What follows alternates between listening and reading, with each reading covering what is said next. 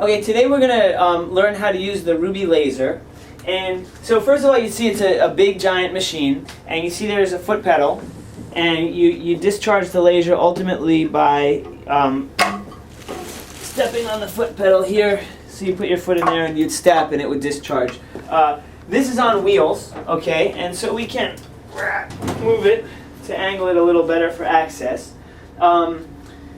There are a few components. One is safety goggles, and before you actually turn the machine on, everyone in the room is going to have these safety goggles, and I'm going to keep everyone else anonymous, but I'm going to hand them safety goggles, our patient and our videographer, but I'll tell you when you have to put them on, okay?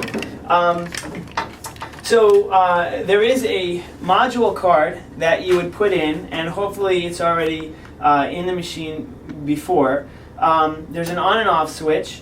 There are hand pieces. One is a short tip, large spot size. One is a long tip, small spot size.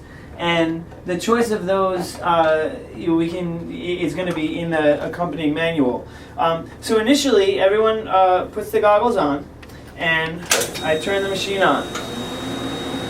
It actually takes, if you can zoom in here,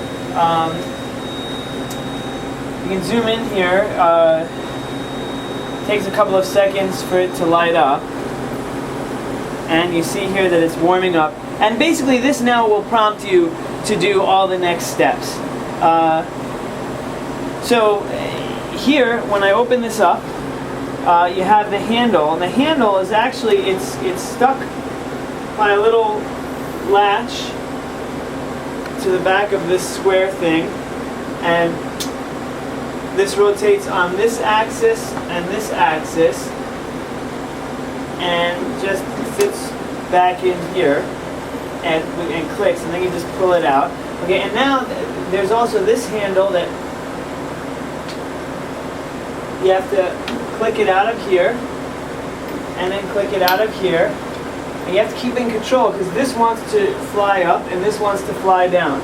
So you have to, make sure you handle it carefully by making sure your hand is here to prevent it from out of control. Okay, and it's doing its little safety analysis. You want to make sure that the opening of this thing is a perfect circle, and more or less this is, but sometimes if this bangs around, it can deform the orifice of the laser, and that can ruin the laser beams. Okay. Now, so let's start reading, and we'll make sure we caught everything. Step by step. Number 1, insert the laser card into the slot. Number 2, insert and turn the key to start the laser. Okay, so we did that. This was in there already. We turned the key. Okay, go ahead. It takes about 3 minutes to warm up. We did that. It may prompt you for laser code. Enter 000. Okay, so before that, and we're obviously going to have to change the script in the next one, but it says to calibrate, insert handpiece into cal port. So this is the port, and make sure it's snugly in there all the way. Okay, now it says press foot switch and hold. It's prompting me to do all these things. And you can look at that too. And, okay, it beeps and it's complete. Remove handpiece. Now it's prompting for enter the patient ID. And I can press any ID I want, if you don't have a system in your practice, and it's just anything you want. And you press the pound key. Now it says select the spot size, so the short is a wide and a long is a narrow. And so I'm going to do, because I'm having superficial pigment, I don't need to get so deep, I'm going to do a long tip, which is a small diameter, or 5 millimeter diameter. You'll notice when I'm putting this on, there's this frosted part, that goes over the laser. You have to push it till it's all the way flush here, okay? Now I'm going to select the long tip, okay? And it says how much joules. And you can go from 3 to 5.1 joules. I typically start at 4 for a lesion like this, and we can look here for this lesion. Here, come.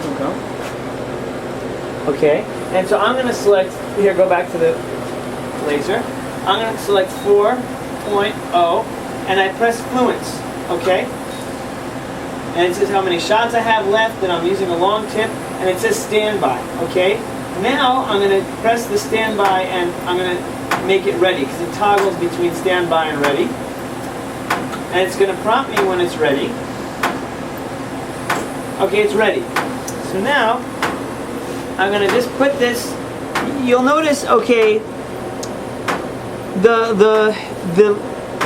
if I discharge the laser, it's going to make the very center of this circle dark, but it's not going to get the whole thing. And then I'm going to have to move the center over just a little bit, and now the edge of the lesion is going to be in the center of the laser plastic tip, and that's going to get done. Now I can do one of two things. I can press the foot pedal and then take my foot out of the foot pedal, and it's going to burst once, and that's it. Or I can keep stepping on the foot pedal, and if I'm confident about how much to move with each discharge, I feel the discharge, I move it. I feel the discharge, I move it, and it's going to discharge at fixed intervals. So it depends on how adept you are with the laser about which way you want to go. And if you find, for some reason, that when you discharge the laser, it doesn't make this lesion turn white, because if it fries the lesion, it's going to get a frosting, and that's your desired outcome. You may need to increase the calibration of the laser, okay? And so what I'm going to do now is pretend that it didn't work and increase the calibration of the laser. So I'm going to press calibrate. Okay, and it makes me insert the handpiece into the port again. Okay, press foot switch and hold. So it's all prompted by the laser. You just have to know, for example, if you need to switch, calibration complete, remove the handpiece. I still have to select, if I wanted to change spot sizes I could, but I'm going to go with the same one, long spot size. Let's say I want 4.2, okay? There isn't much of a difference, and I press Fluence. Okay, and now standby, and now I click ready, and now I'm actually going to go for it and actually treat the lesion.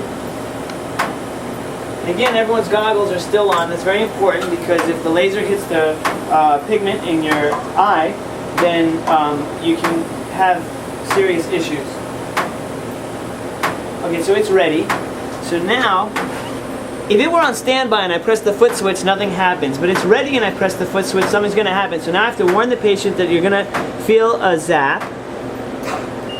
Okay, and you saw a spark, and not much darkness happened there. I'm going to do it again, zap, and I'm going to go again, zap, zap, zap, zap. There we go. So now, I held it very gently to the skin, nothing happened. I pushed a little harder to the skin, and all of a sudden it turned black. So there is subtle differences, even if, sorry for the pain, even if you're on, a certain setting, say 4.2, and nothing happened, before you abandon that setting, you want to make sure that you give a little extra pressure and then give another zap, because maybe it was that subtle difference that you missed. Now, we didn't get the rim, so I'm going to do a couple more.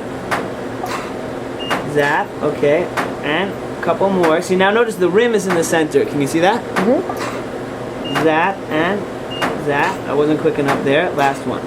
Zap. There we go. Okay, and pretty much you get a decent thing, and then afterwards, basically we're finished. You just put bacitracin and a Band-Aid.